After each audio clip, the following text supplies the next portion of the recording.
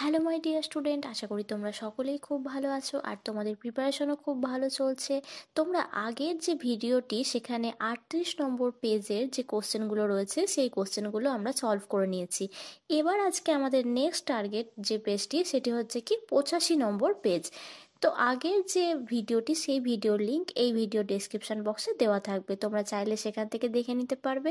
আর তোমাদের যে টপিকগুলো বুঝতে অসুবিধে রয়েছে সেগুলো তোমরা আমাকে কমেন্টের মাধ্যমে জানাতে পারো, তাহলে আমি সেই টপিকগুলো তোমাদেরকে বুঝিয়ে দেওয়ার চেষ্টা করব। তাহলে চলো আজকে বেশি দেরি না করে আমরা 85 নম্বর যে পেজ রয়েছে সেই পেজ থেকে কোশ্চেনগুলো একে একে সলভ করি। আর হ্যাঁ, তোমাদের যদি ভিডিওগুলো ভালো লেগে থাকে প্লিজ চ্যানেলটিকে সাবস্ক্রাইব করে দেবে এবং বন্ধুদের সাথে চ্যানেলটিকে শেয়ার করে দেবে। তাহলে চলো, দেখো বলা রয়েছে কোশ্চেনটিতে, কিছু ফুল সূর্যোদয়ের পর ফোটে কিন্তু সূর্যাস্তের সঙ্গে সঙ্গে বুঝে যায়। এটি হলো ফোটোন্যাস্টি, সিসমোন্যাস্টি, কেমোন্যাস্টি নাকি হচ্ছে থার্মোন্যাস্টি। তো এখানে হচ্ছে ফোটো অর্থাৎ হচ্ছে আলো। তো এখানে কথাটি হচ্ছে কি, যে বলা রয়েছে সূর্যোদয়ের পর ফোটে, অর্থাৎ কি সূর্যের আলোর প্রভাবে যেহেতু ফুটছে তার জন্য এটি হয়ে যাবে হচ্ছে কি ফোটোন্যাস্টি। তারপর 2 নম্বর কোশ্চেনটি বলা রয়েছে, বীজের সুপ্তদশা ভঙ্গ করে অঙ্কুরোদ্গম ঘটায় অক্সিন, জিবরেলিন, সাইটোকাইনিন নাকি ইথিলিন। তো এটা হচ্ছে কি, যে বীজের সুপ্তদশা ভঙ্গ করে অঙ্কুরোদ্গম ঘটায় হচ্ছে কি জিবরেলিন। তারপর 3 নম্বর প্রশ্নটিতে দেখো একটি সজ্জাক্রম দেওয়া রয়েছে, সেখানে কি কি বলা রয়েছে। প্রথমে বলা রয়েছে যে স্নায়বিক পথের যে সঠিক ক্রম সেটিকে নির্দেশ করতে বলা রয়েছে। দেখো, উদ্দীপনা থেকে কারক, কারক থেকে স্নায়ুকেন্দ্র, স্নায়ুকেন্দ্র থেকে গ্রাহক, সাড়া প্রদান। তারপরে অপশানে বলা রয়েছে উদ্দীপনা থেকে কারক, কারক থেকে গ্রাহক, গ্রাহক থেকে স্নায়ুতন্ত্র দিয়ে সাড়া প্রদান। 3 নম্বর পয়েন্টটিতে বলা রয়েছে উদ্দীপনা থেকে গ্রাহক, গ্রাহক থেকে স্নায়ুকেন্দ্র, স্নায়ুকেন্দ্র থেকে কারক, তারপরে হচ্ছে সাড়া প্রদান। নাকি শেষ অপশানে দেখো বলা রয়েছে উদ্দীপনা থেকে গ্রাহক, গ্রাহক থেকে কারক, কারক থেকে স্নায়ুকেন্দ্র দিয়ে হচ্ছে কি সাড়া প্রদান। তো এখানে আমাদের সঠিক যে অপশানটি সেটি হচ্ছে কি, যে স্নায়বিক পথের যে সঠিক ক্রম সেটি হচ্ছে কি উদ্দীপনা থেকে গ্রাহক, গ্রাহক থেকে স্নায়ুকেন্দ্র, স্নায়ুকেন্দ্র থেকে কারক, তারপরে সাড়া প্রদান, অর্থাৎ সি পয়েন্টটি হচ্ছে কি এটি সঠিক অ্যান্সার। তারপর 4 নম্বর প্রশ্নটি বলা রয়েছে, কোরকোদ্গমের মাধ্যমে জনন সম্পন্ন করে যে জীব সেটি হচ্ছে কি স্পাইরোগাইরা, প্লাজমোডিয়াম, প্ল্যানেরিয়া, হাইড্রা। তো কোরকোদ্গমের মাধ্যমে জনন সম্পন্ন করে যে জীবটি সেটি হচ্ছে কি হাইড্রা। তারপর তাহলে তোমরা আমাকে জানাবে যে স্পাইরোগাইরা কিসের মাধ্যমে জনন সম্পন্ন করে। তারপর আমরা চলে আসবো 5 নম্বর কোশ্চেনে। বলা রয়েছে যে ক্ষার মূলকটি ডিএনএতে থাকে না, অর্থাৎ এখানে বলেই দিয়েছে ডিএনএতে থাকে না কিন্তু আরএনএতে থাকে। আমরা যখন কোনো কোশ্চেন পড়বো তখন কি বলা রয়েছে থাকে কি থাকে না সেগুলোর দিকে আমরা খুব ভালো করে লক্ষ্য রাখবো, যাতে করে আমাদের কোশ্চেনগুলো ভুল না হয়ে যায়। তাহলে দেখো অপশানে বলা রয়েছে অ্যাডিনিন, ইউরাসিল, থাইমিন নাকি হচ্ছে সাইটোসিন। তো তোমরা প্রত্যেকেই জানো যে আরএনএতে থাকে সেটা হচ্ছে কি ইউরাসিল, যেটা কোথায় থাকে না, ডিএনএতে থাকে না। তাহলে হচ্ছে আমাদের হয়ে যাচ্ছে 5-এর হচ্ছে বি অ্যান্সার। তারপর 6 নম্বর কোশ্চেনটি দেখো বলা রয়েছে, জনন অঙ্গ ও জনন গ্রন্থির পরিপূর্ণতা ঘটে মানব স্ফুরণের কোন দশায়? শৈশব, বার্ধক্য, বয়ঃসন্ধি নাকি সদ্যজাত। তো আমরা প্রত্যেকেই জানি যে এই পরিপূর্ণতাটা ঘটে কোন বয়সে, যখন বয়ঃসন্ধি দশা আসে তখনই এর পরিপূর্ণতা দেখা যায়। তারপর হচ্ছে 7 নম্বর প্রশ্নে বলা রয়েছে, দুটি সংকর লম্বা, অর্থাৎ কি একটা বড়টি একটা ছোটটি, তার সাথে কি হবে, তো তার সঙ্গে আবার একটা বড়টি ছোটটির ক্রস হবে। এবার এই সংকরায়নের ফলে F1 জনুতে কয় প্রকার জিনোটাইপ যুক্ত গাছ পাওয়া যাবে? তো আমরা এখানে কি কি পেতে পারি, একটা পাবো হচ্ছে টি টি, অর্থাৎ একটা বড় হাতের টি একটা ছোট হাতের টি। তো এটি কোন ধরনের, এটি হচ্ছে কি আমাদের লম্বা। তারপরে একটা কি পেতে পারি, শঙ্কর লম্বা। তারপরে আমরা কি পেতে পারি, যে দুটো বড় হাতের টি পেতে পারি, সেটা কেমন, সেটা হচ্ছে বিশুদ্ধ লম্বা। আবার কি পেতে পারি, একটা বড় হাতের টি একটা ছোট হাতের টি, সেটাও হচ্ছে শঙ্কর লম্বা। এবং আর একটি পাবো সেটা হচ্ছে কি দুটো ছোট হাতের টি, সেটা হচ্ছে কি আমাদের বিশুদ্ধ বেটে। তাহলে এখানে প্রশ্নে বলা রয়েছে F1 জনুতে কত প্রকারের জিনোটাইপ যুক্ত গাছ পাওয়া যাবে। তাহলে আমাদের এখানে কয় প্রকার পেয়ে গেলাম? 3 প্রকারের জিনোটাইপ যুক্ত গাছ পেয়ে গেলাম। এবার চলে আসো, দেখো একটা কোশ্চেন রয়েছে, হিমোফিলিয়ার বাহক মাতা। তোমাদেরকে আগের দিন যখন আমি কোশ্চেন করিয়েছিলাম তখন একটা প্রশ্নতে এই ধরনেরই একটা হিমোফিলিয়ার কোশ্চেন ছিল। সেখানে আমি বলেছিলাম যে হিমোফিলিয়ার বাহক কিন্তু মহিলারাই হয়, পুরুষরা কিন্তু কখনোই হিমোফিলিয়া রোগের বাহক হয় না। সেক্ষেত্রে পুরুষ এক হতে পারে স্বাভাবিক পুরুষ, নয়তো হতে পারে যে সেই পুরুষটি হচ্ছে আক্রান্ত পুরুষ। কিন্তু এবার দেখো যে কোশ্চেনে এবার বলা রয়েছে হিমোফিলিয়া বাহক মাতা, অর্থাৎ কি মা হচ্ছে এখানে কিন্তু বাহক, আর বলা রয়েছে স্বাভাবিক পিতা, পিতা এখানে কোনোভাবে হিমোফিলিয়া দ্বারা আক্রান্ত নয়। এবার বলেছে কন্যা সন্তানদের হিমোফিলিয়া আক্রান্ত হওয়ার সম্ভাবনা কত, অর্থাৎ যে কন্যা সন্তানগুলো হবে তাদের হিমোফিলিয়া হওয়ার সম্ভাবনা কত পার্সেন্ট। তাহলে আমরা চলো দেখে নিই এটা, যে আমরা যদি এটা ক্যালকুলেশন করে দেখি তাহলে আমরা কি জানি, বাহক মাতা আমরা কি লিখতে পারি, অর্থাৎ আমরা জানি মায়ের কাছে থাকে হচ্ছে XX ক্রোমোসোম এবং বাবার কাছে থাকে XY। তাহলে আমরা বাহক মাতার জন্য কি লিখে নিতে পারি, XH লিখতে পারি। অর্থাৎ হচ্ছে কি এখানে তো একটা থাকবে ছোট হাতের H, অর্থাৎ হচ্ছে যেটাকে হিমোফিলিক জিন বলছি, আর আরেকটা হচ্ছে কি যে স্বাভাবিক, অর্থাৎ সেটা হচ্ছে X বড় হাতের H। বেশ, তারপর হচ্ছে কি স্বাভাবিক পিতা, সেখানে আমরা কি দিতে পারি, XHY, অর্থাৎ যেহেতু স্বাভাবিক জিন Hটি, তো তাহলে XHY আমরা লিখে নিলাম। এবার তাহলে দেখো যে এদের মধ্যে যদি এবার সন্তান হয় তাহলে কিরকম হতে পারে। একটি হতে পারে XH, তোমরা ছবিতে দেখতে পাচ্ছ, আমি কোশ্চেনটি সলভ করে দিয়েছি পাশে। তো সেটি হচ্ছে কি স্বাভাবিক কন্যা, যেহেতু তার কাছে দুটি স্বাভাবিক জিনই রয়েছে। তারপর দেখো এটি হচ্ছে কি স্বাভাবিক পুত্র, অর্থাৎ আমি তো আগেই বলেছি যে ছেলেরা কখনো বাহক হবে না। তারপর দেখো যে বাহক কন্যা, অর্থাৎ একটা বড় হাতের H একটা ছোট হাতের H রয়েছে, আর তারপর রয়েছে হিমোফিলিক পুত্র XHY। এবার আমরা কোশ্চেনের দিকে আবার ফিরে যাই।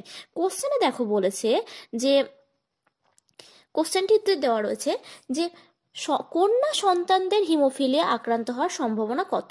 তাহলে কন্যা সন্তানদের হিমোফিলিয়া যে হওয়ার সম্ভাবনা তাহলে কি, যে 0%, অর্থাৎ এখানে হিমোফিলিয়া আক্রান্ত কোনো কন্যা সন্তানই নেই, যেটি আছে সেটি হচ্ছে কি একটি স্বাভাবিক কন্যা এবং অপরটি আছে হচ্ছে বাহক কন্যা। তারপর আমরা চলে আসবো হচ্ছে 9 নম্বর প্রশ্নে। দেখো বলা রয়েছে YYRR জিনোটাইপ যুক্ত মটর গাছের থেকে কত ধরনের গ্যামেট উৎপন্ন হয়। তো আমরা দেখতেই পাচ্ছি এটা হচ্ছে হেটেরোজাইগোট।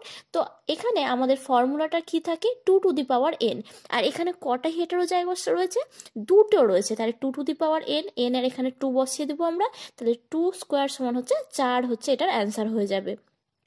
তারপর 10 নম্বর প্রশ্নে বলা রয়েছে নিচের কোনটি আন্তঃপ্রজাতি সংগ্রামকে নির্দেশ করে তা শনাক্ত করো। প্রথমে বলা রয়েছে মশার লার্ভা খাওয়ার জন্য গাপ্পি মাছেদের মধ্যে সংগ্রাম। এটা হচ্ছে কি সংগ্রাম, এটা হচ্ছে অন্তঃপ্রজাতির সংগ্রাম, আন্তঃপ্রজাতি নয়। তারপর বলা রয়েছে ইঁদুর ধরে খাওয়ার জন্য সাপ ও প্যাঁচার মধ্যে সংগ্রাম। হ্যাঁ, এই সংগ্রামটি হচ্ছে কি আন্তঃপ্রজাতি সংগ্রামকে নির্দেশ করে। আর তারপর অপশনগুলো দেখে নিই কি রয়েছে, একই জায়গায় ঘাস খাওয়ার জন্য একদল হরিণাদের মধ্যে সংগ্রাম, এটাও হচ্ছে অন্তঃপ্রজাতি সংগ্রাম। এবং তারপরে দেওয়া রয়েছে হরিণ শিকারের জন্য একটি জঙ্গলে বাঘেদের মধ্যে সংগ্রাম, এটিও হচ্ছে আমাদের অন্তঃপ্রজাতি সংগ্রামের মধ্যে পড়ছে। তাহলে আমাদের অ্যান্সার হয়ে গেল হচ্ছে কি 10-এর বি। তারপর চলে আসবো আমরা হচ্ছে 11 নম্বর প্রশ্নে।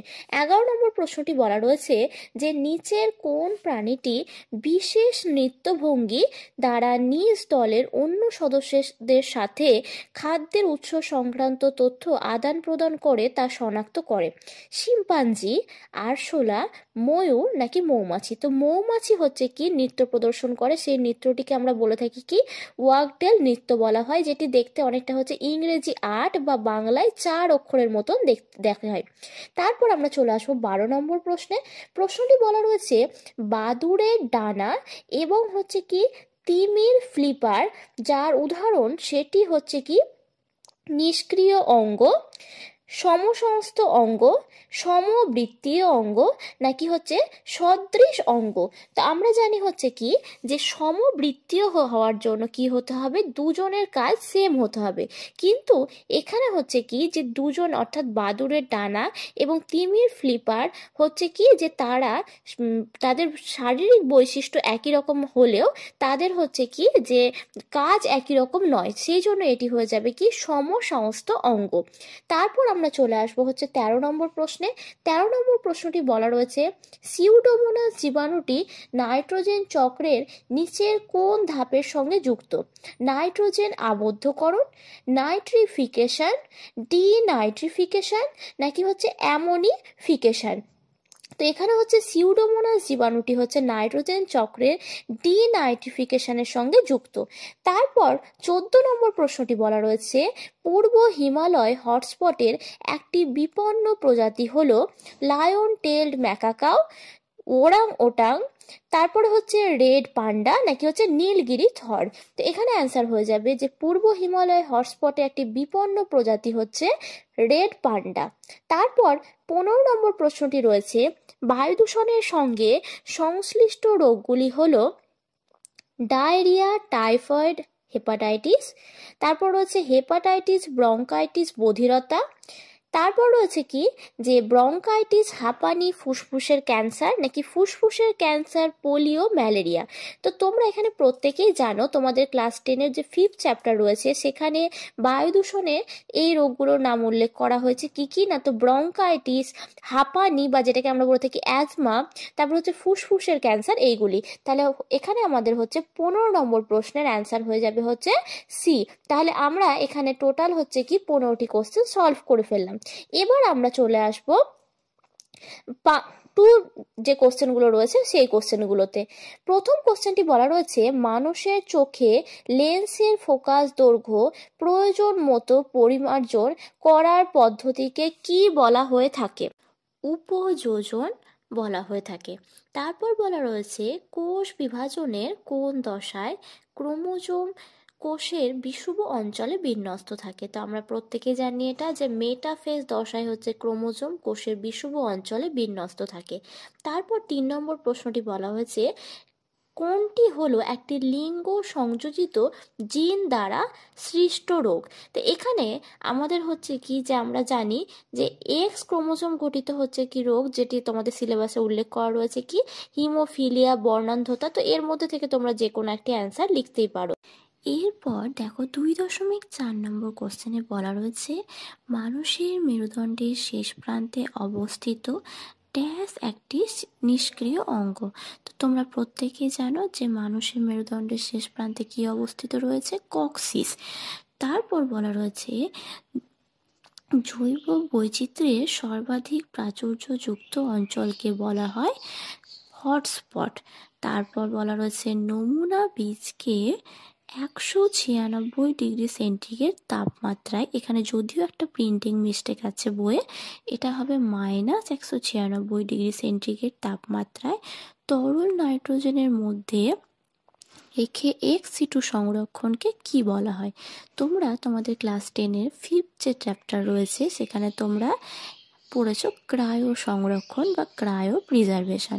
সেখানে এই জিনিসটা হয়ে যাবে যে এই ধরনের ex-situ সংরক্ষণকে আমরা বলে থাকি কি ক্রায়ো সংরক্ষণ, যেখানে আমরা কি করি ভ্রূণ, বীজ এইগুলোকে সংরক্ষণ করে রাখি। তারপর আমরা চলে আসবো, দেখো 2.7 থেকে স্টার্ট করব। এখানে বলা রয়েছে কোনগুলি বাক্যগুলি সত্য এবং মিথ্যা জানতে চাওয়া হয়েছে। প্রথম যে 2.7 নম্বর কোশ্চেনটি বলা রয়েছে, মানুষের রেটিনায় রড কোষের সংখ্যা বেশি। হ্যাঁ, অবশ্যই মানুষের চোখে যে রেটিনা রয়েছে সেখানে রড কোষের সংখ্যা অনেক বেশি এবং কোন কোষের সংখ্যা কিন্তু কম। তারপর আমরা চলে আসবো হচ্ছে 2.8 নম্বর প্রশ্নে। এখানে বলা রয়েছে ডিম্বাণু শুধুমাত্র মাইটোসিসের ফলে উৎপন্ন হয়। হ্যাঁ, এটা ভুল রয়েছে, এটা হয়ে যাবে মিথ্যে। তারপর 2.9 নম্বর প্রশ্নটি বলা রয়েছে, মটর গাছের ফুলে প্রয়োজন অনুসারে স্বপরাগযোগ এবং ইতর পরাগযোগ ঘটানো যায়। তো তোমরা আগের দিন আমি যখন করিয়েছিলাম ইমাস্কুলেশন, তখন তোমাদেরকে বলেছিলাম যে কি করা হয় না, তো উভলিঙ্গ ফুল থেকে পুংকেশরগুলিকে কেটে বাদ দিয়ে দেওয়া হয়। তো আমরা সেক্ষেত্রে মটর গাছের ফুলের প্রয়োজন অনুসারে স্বপরাগযোগ এবং ইতর পরাগযোগ ঘটানো যেতে পারে। তাহলে এর যে অ্যান্সারটি আছে ঠিক দেওয়া রয়েছে। তারপর 2.10 নম্বর প্রশ্নে বলা রয়েছে জলক্ষয় রোধের জন্য ক্যাকটাসের পাতা কণ্টকে রূপান্তরিত হয়েছে। তোমরা তোমাদের অভিব্যক্তি এবং অভিযোজন এই চ্যাপ্টারে তোমরা পড়েছো যে ক্যাকটাসের পাতা কিসে রূপান্তরিত হয়ে যায়? কণ্টকে, অর্থাৎ যাতে করে জল ক্ষয়টাকে সে রোধ করতে পারে। তারপর 2.11 নম্বর প্রশ্নে বলা রয়েছে একটি গ্রিনহাউস গ্যাসের উদাহরণ হলো কার্বন ডাইঅক্সাইড। এটিও অবশ্যই ঠিক। তোমরা আমাকে কমেন্টে জানাও তো যে আর কি গ্রিনহাউস গ্যাস রয়েছে। এরপর আমরা চলে আসবো 2.12 নম্বর প্রশ্নে। এখানে বলা রয়েছে বহুমূত্র রোগে আক্রান্ত কোনো ব্যক্তির অত্যাধিক পরিমাণ লঘুমূত্র নির্গত হয়। এটাও অবশ্যই ঠিক বলা রয়েছে।